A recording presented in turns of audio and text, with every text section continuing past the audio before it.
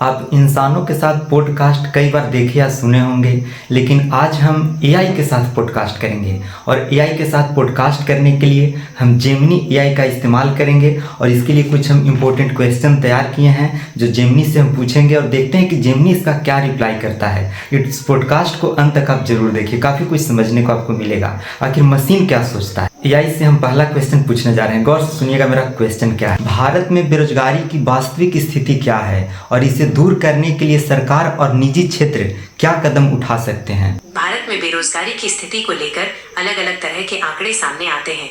कुछ आंकड़े बताते हैं कि बेरोजगारी कम हो रही है, तो कुछ कहते हैं कि ये बढ़ रही है।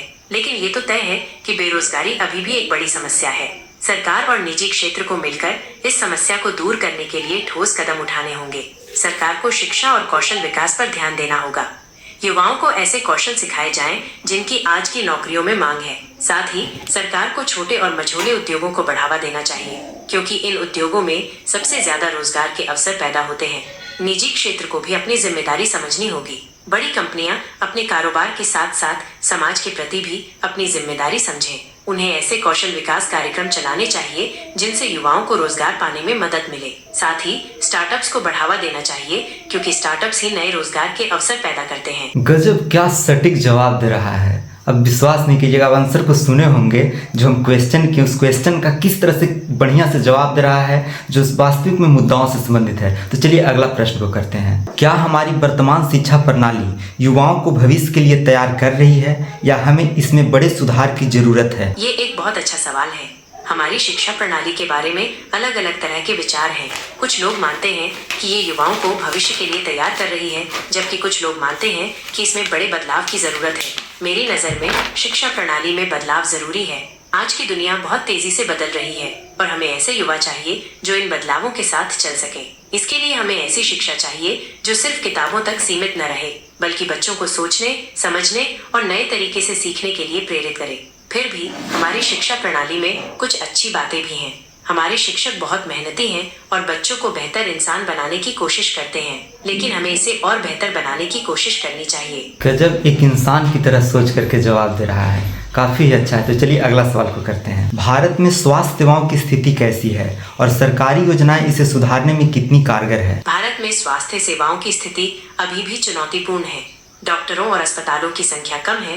गांवों में तो हालात और भी खराब है। निजी अस्पतालों में इलाज बहुत महंगा है, जो गरीबों के लिए मुश्किलें खड़ी करता है।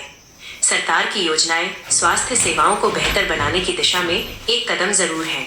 आयुष्मान भारत जैसी योजनाओं से लाखों लोगों को मुफ्त इलाज का लाभ मिला है, लेकिन अभी भी बहुत कुछ करने की जरूरत है। सरकार को डॉक्टरों और नर्सों की संख्या बढ़ानी होगी, गांवों में स्वास्थ्य केंद्र खोलने होंगे और दवाइयां सस्ती करनी होंगी। भारत की राष्ट्रीय सुरक्षा के सामने सबसे बड़े खतरे क्या है और हमें अपनी सुरक्षा नीति में क्या बदलाव करने चाहिए। भारत की राष्ट्रीय सुरक्षा के लिए सबसे बड़ा खतरा सीमा पार से आतंकवाद और दुश्मन देशों की चालें हैं। पाकिस्तान से आतंकवाद को बढ़ावा मिल रहा है और चीन सीमा पर तनाव पैदा कर रहा है। इन सब के अलावा नक्सलवाद भी एक बड़ी समस्या है।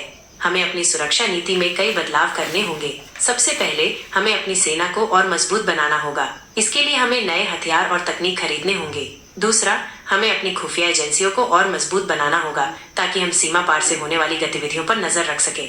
हमें अपने पड़ोसियों के साथ भी अच्छे संबंध बनाने होंगे ताकि तनाव कम हो सके। आप आंसर सुन करके सोच रहे हो कि एक इंसान की तरह यही सोचता है और जो भी समस्या है, जो भी आंसर को दे रहा है, बिल्कुल एकदम सटीक और फैक्ट तरीका से दे रहा है। और भी क्वेश्चन का लिस्ट है जो भारत की करेंट समस्याओं से हम तैयार किए हैं और एक एक करके क्वेश्चन इससे हम पूछते जाते हैं। मेक इन इंडिया और आत्मनिर्भर भारत जैसी योजनाओं का भारत की औद्योगिक और तकनीकी प्रगति पर क्या असर पड़ा है। मेक इन इंडिया और आत्मनिर्भर भारत देश योजनाओं का देश की औद्योगिक और तकनीकी प्रगति पर काफी सकारात्मक असर पड़ा है। इन योजनाओं की वजह से देश में बड़े पैमाने पर निवेश आया है और कई नए उद्योग लगे हैं।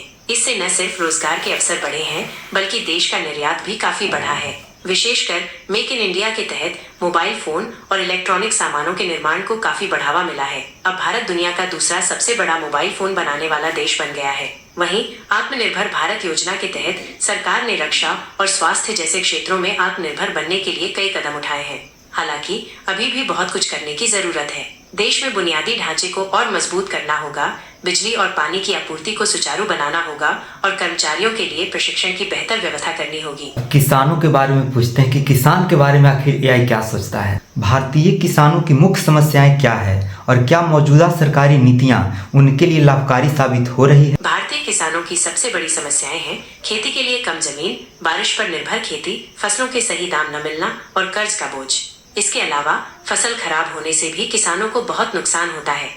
सरकार ने किसानों की इन समस्याओं को दूर करने के लिए कई योजनाएं शुरू की हैं, जैसे कि फसल बीमा योजना, किसान क्रेडिट कार्ड योजना और पीएम किसान सम्मान निधि। लेकिन इन योजनाओं का लाभ अभी भी सभी किसानों तक नहीं पहुंच पा रहा है। कई किसानों को इन योजनाओं के बारे में पता ही नहीं होता और कई बार तो योजनाओं का लाभ लेने में बहुत परेशानी होती है। इसलिए सरकार को अपनी योजनाओं को और सरल बनाना होगा और किसानों तक उनकी जानकारी पहुंचानी होगी। अब पर्यावरण से संबंधित प्रश्न एआई से करते हैं। आखिर पर्यावरण के बारे में एआई क्या सोचता है। जल संकट, वायु प्रदूषण और वनों की कटाई जैसे मुद्दों पर भारत को क्या ठोस कदम उठाने चाहिए। ये बड़े ही गंभीर मुद्दे हैं जिन पर ध्यान देना बहुत जरूरी है। जल संकट के लिए हमें पानी बचाने के तरीके अपनाने होंगे, जैसे बारिश का पानी इकट्ठा करना और उसे सही तरह से इस्तेमाल करना। इसके साथ ही हमें पानी की बर्बादी रोकनी होगी। वायु प्रदूषण से निपटने के लिए हमें गाड़ियों के धुएं को कम करना होगा। इसके लिए पब्लिक ट्रांसपोर्ट को बढ़ावा देना होगा और लोगों को साइकिल चलाने या पैदल चलने के लिए प्रोत्साहित करना होगा। साथ ही हमें पेड़ लगाने पर ध्यान देना होगा। वनों की कटाई की समस्या से निपटने के लिए हमें पेड़ काटने पर रोक लगानी होगी और जंगलों को बचाने के लिए कदम उठाने होंगे।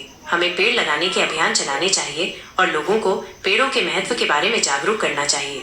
ये कुछ सुझाव हैं, लेकिन इन मुद्दों से निपटने के लिए सरकार और आम लोगों को मिलकर काम करना होगा। क्या भारतीय न्याय प्रणाली आम नागरिकों को तुरंत और निष्पक्ष न्याय दिला पा रही है? अगर नहीं, तो इसमें सुधार कैसे किया जाए। भारतीय न्याय प्रणाली में देरी और जटिलताएं आम नागरिकों के लिए मुश्किलें खड़ी करती हैं।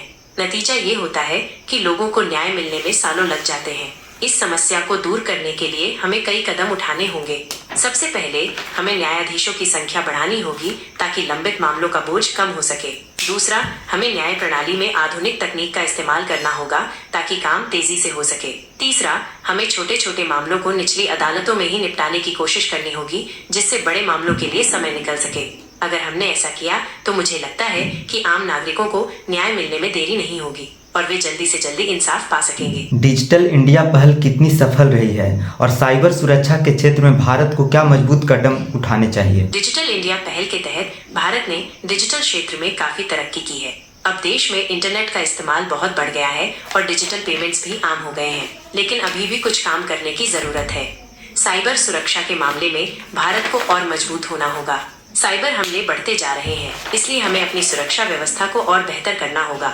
इसके लिए सरकार को साइबर सुरक्षा पर ध्यान देना होगा और लोगों को भी साइबर सुरक्षा के बारे में जागरूक करना होगा। एआई से आज का लास्ट सवाल करते हैं। आम नागरिकों को नीति निर्माण और शासन में अधिक प्रभावी रूप से शामिल करने के लिए क्या किया जा सकता है। आम नागरिकों को नीति निर्माण और शासन में शामिल करने के लिए कई तरीके हैं।